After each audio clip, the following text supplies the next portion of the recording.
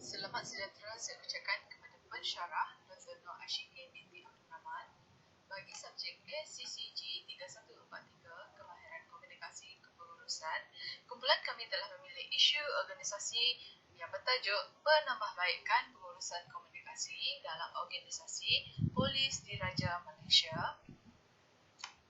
Dan kumpulan kami terdiri daripada saya sendiri, Kristinian Anak Berdi, nombor matrik 266894, dari Brunei Anak Jambu, nombor matrik 265972, Sesedia Anak Sumping 260583 dan Lisa binti Jamain 266915. Pengenalan. Komunikasi merupakan aspek interaksi dan elemen yang paling utama dalam kitaran hidup kita seharian. Komunikasi ini merupakan peranan utama, terutama dalam organisasi untuk menyampaikan maklumat yang tepat dan benar kepada semua peringkat subordinatnya bagi meningkatkan prestasi organisasi. Komunikasi juga merupakan proses interaksi antara individu maupun sesebuah kumpulan secara verbal dan bukan verbal serta berperanan dalam proses perkongsian maklumat atau mesej yang penting. Di dalam organisasi, komunikasi ini memainkan peranan utama dalam satu perbincangan, membuat satu keputusan dan dapat menyelesaikan masalah yang berbangkit. Komunikasi di dalam organisasi juga akan merangsang dengan kewujudan idea baru, persaingan yang sihat, kewujudan semangat kerja, berpasukan dan mendorong kepada perkembangan semasa individu. Baiklah, slide yang berikutnya. Menurut Ahmad Atori Husin 1991 berpendapat bahawa kemahiran berkomunikasi berkaitan dalam membuat sesuatu keputusan yang berkesan dan rasional. Pelbagai alternatif yang sedia ada perlu ditekankan dalam membuat keputusan serta melalui pelbagai proses pembuat keputusan. Komunikasi dalam organisasi ini merangsang dengan kewujudan idea baru, persaingan yang sihat, kewujudan semangat kerja yang berpasukan dan mendorong kepada perkembangan semasa individu. Picu 1986 menyatakan juga komunikasi terdiri daripada komunikasi ke atas, komunikasi mendatar dan komunikasi ke bawah. Komunikasi ke bawah ini mempunyai hubungan positif dengan kepuasan kerja dan prestasi kerja. Menurut Nelly JR dan Mosley 2018 menyatakan bahawa dalam meningkatkan produktiviti dan prestasi kerja, organisasi seharusnya mengamalkan komunikasi yang berkesan. Baiklah, seterusnya 2.0 latar belakang organisasi PDRM. Polis Diraja Malaysia (PDRM) telah ditubuhkan pada 25 Mac 1807 sejak zaman Kesultanan Melayu Melaka. PDRM merupakan organisasi awam yang mempunyai misi dan visi sebagai peneraju untuk mengekalkan Malaysia selamat, aman dan sejahtera. Sebagaimana yang diperuntukkan di bawah Seksyen 3 Akta Polis 1967. Pusat pentadbir utama PDRM adalah terletak di Ibu Pejabat Polis Bukit Aman, Kuala Lumpur. PDRM mempunyai 17 peringkat pangkat iaitu terbagi kepada 2 kategori pegawai kanan, polis dan anggota pangkat rendah. 4 susun lapis struktur organisasi iaitu pusat di Bukit Aman, negeri, kontijen dan brigade, daerah pula Ibu Pejabat Polis daerah dan batalion serta balai. Ketua Polis Negeri merupakan seorang pentadbir negeri-negeri di semenanjung Malaysia, manakala Pesuruhjaya Polis mentadbir Sabah dan Sarawak. Bila seterusnya, tulang belakang PDRM adalah pegawai awam dan kumpulan sokongan yang terdiri daripada polis tambahan, sukarelawan polis, polis bantuan dan kadet polis. Dasar utama Polis Diraja Malaysia adalah mengikut Seksyen 3, Kurungan 3 Akta Polis 1967 iaitu memelihara undang-undang dan ketenteraman. Yang kedua itu mengekalkan keamanan dan keselamatan Malaysia. Ketiga, mencegah dan mengesan penjenayah. Yang keempat, menangkap dan mendakwa pesalah-pesalah dan seterusnya. Dan akhirnya, kelima, memopulisikan keselamatan. Dan seterusnya, kawan saya akan membentangkan slide yang berikutnya. Selamat sejahtera, saya Larry akan membentangkan slide seterusnya. Seperti yang anda lihat, berikut adalah visi iaitu peneraju bagi mengekalkan Malaysia selamat, aman dan sejahtera. Manakala misi ialah memberi perkhidmatan profesional dan berkualiti dalam melindungi negara bagi menjamin masyarakat selamat, aman dan sejahtera.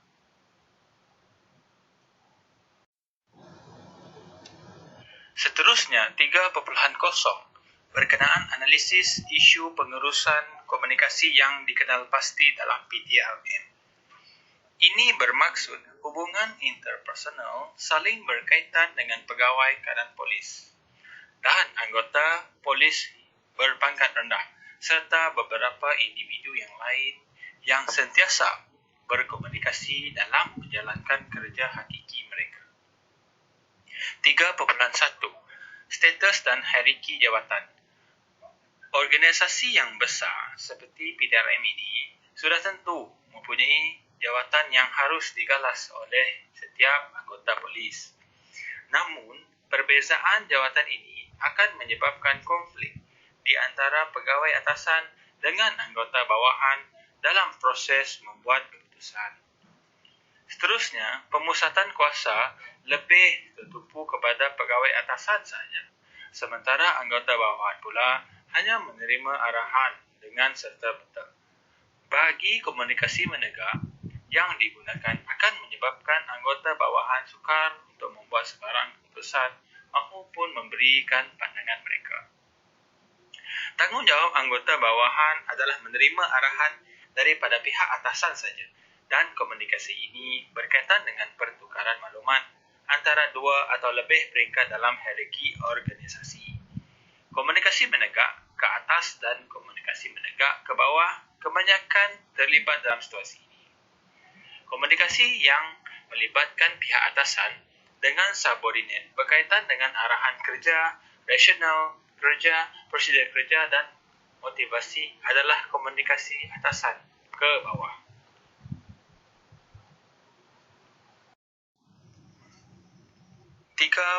Dua, jurang komunikasi yang berbeza. Bidang kepolisian sememangnya dibebani tugasan sehingga dapatan kajian menyatakan dari segi pola pekerjaan semasa bidang kepolisian menduduki tangga kedua dalam isu tekanan kerja. Situasi ini menunjukkan bidang kerja yang telah dijalankan itu dibebani pelbagai tugasan selain menjaga keamanan masyarakat. Tekanan kerja merupakan tindak balas emosi individu terhadap kawasan persekitaran kerja sehingga boleh memberi ancaman terhadap pekerja itu. Dalam situasi tertentu, di mana pegawai atasan sering menghadiri aktiviti luar jabatan dan jarang berkomunikasi dengan pekerja bawahan. Kebanyakan pegawai atasan juga sibuk dengan tugasan luar seperti operasi, mesyuarat di mana-mana jabatan dan agensi yang lain serta mengikuti program yang dianjurkan oleh ahli-ahli politik. Baik, seterusnya rakan saya akan meneruskan perbentangan yang berikutnya. Terima kasih. Salam sejahtera, saya ucapkan kepada Dr. Nur Ashikin binti Abdul Rahman. Saya Cecilia Anak Sumping, nombor matrik 260583. Saya akan membentangkan isu pengurusan komunikasi yang dikenal pasti dalam PDRM. Isu seterusnya adalah tiada maklum balas dan tindakan susulan. Dalam pentadbiran PDRM, segala maklum balas perlu disampaikan secara lisan dan bukan lisan, terutamanya bagi anggota pangkat rendah berkaitan dengan motivasi sepanjang penugasan. Disebabkan penggunaan alat teknologi yang canggih pada masa kini, pegawai atasan jarang bersemuka dengan anggota bawahan disebabkan bebanan tugas masing-masing. Situasi ini berlaku di dalam membuat ulasan berkaitan dengan penilaian prestasi, yang mana penilai hanya membuat penilaian berdasarkan satu aspek sahaja dan mengabaikan aspek-aspek lain, dan ini akan memungkinkan berlaku bias di kalangan penilai dengan pegawai yang diselia. Pekerja atasan yang berjawatan tinggi harus memberi kuasa untuk bercakap kepada pekerja junior. Melalui komunikasi ke bawah, penyelia boleh memberi penilaian dan pengiktirafan melalui memberi maklum balas terhadap prestasi kerja dalam bentuk pujian atau ganjaran intrinsik. Oleh sebab itu, pegawai atasan perlu memberi motivasi dan maklum balas supaya anggota bawahan dan pegawai awam dapat memupuk pembelajaran dan pembangunan dalam produktiviti kerja yang telah dilaksanakan. Isu yang seterusnya adalah risiko lebihan dan kurang maklumat. Di dalam bidang kepolisian, terdapat banyak arahan dan penugasan dari pihak atasan. Bebanan tugas ini akan menimbulkan kehilangan daya tumpuan terhadap penyampaian maklumat tersebut. Konflik ini terjadi apabila pekerja atasan menegaskan menjalankan penugasan dengan serta-merta dan memberi pelbagai arahan tanpa mengira pangkat anggota berkenaan. Kadang-kala anggota yang berkenaan terpaksa bekerja 2 kali ganda berbanding dengan rakan yang sama pangkat. Lebihan maklumat ini akan menimbulkan salah faham dan disalah tafsirkan oleh anggota bawahan sehingga menimbulkan kekeliruan di kalangan mereka dan akhirnya mereka akan ditegur.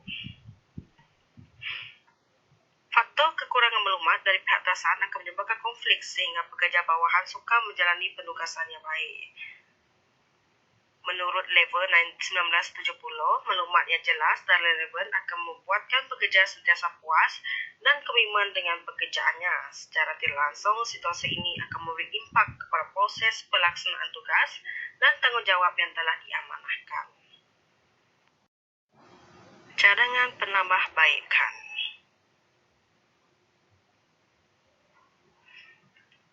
Pemimpin memiliki fikiran yang lebih terbuka. Seorang pemimpin sepatutnya mempunyai kemahiran dalam seni kepimpinan iaitu mampu menggunakan kuasa pemimpin dengan berkesan dan bertanggungjawab. Ciri kepimpinan seterusnya adalah mempunyai kuasa dorongan yang berlainan mengikut situasi yang dihadapi dan pemimpin juga merupakan seorang yang memberi inspirasi kepada pekerja bawahan. Malah pemimpin juga seorang yang berilham dan mampu memotivasikan subordinatnya. Oleh yang demikian, pemimpin bukan saja memberi arahan tetapi perlu menjadi seorang penegak permasalahan dan memahami keadaan anggota bawahan. Perbincangan secara terbuka antara pegawai atasan dan anggota bawahan berkaitan dengan bebanan tugas boleh diseimbangkan dengan anggota yang lain bagi mengelakkan tekanan perasaan para pekerja. Perbincangan secara jujur mengenai pendapat dan ketidakpuasan masing-masing perlu diadakan di antara pegawai atasan dan pekerja bawahan. Seterusnya, saya serahkan kepada rakan kumpulan saya yang lain. Terima kasih. Terima kasih kepada rakan saya sebentar tadi. Seterusnya, saya Lisa binti Jemain, nombor metrik 266915 akan meneruskan pembentaran kumpulan kami. Cadangan penambahbaikan yang kedua ialah meningkatkan amalan komunikasi interpersonal.